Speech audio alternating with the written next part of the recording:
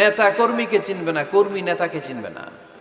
হায় হায়, ইয়া নাফসি বলে কাঁদবে।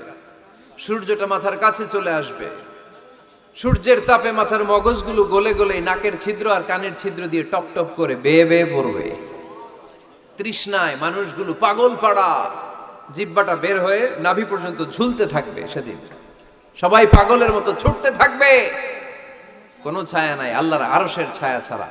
আল্লাহর হাবিব বললেন 7 শ্রেণীর ব্যক্তিকে আল্লাহ তাআলা আরশের নিচে ছায়া দিবেন।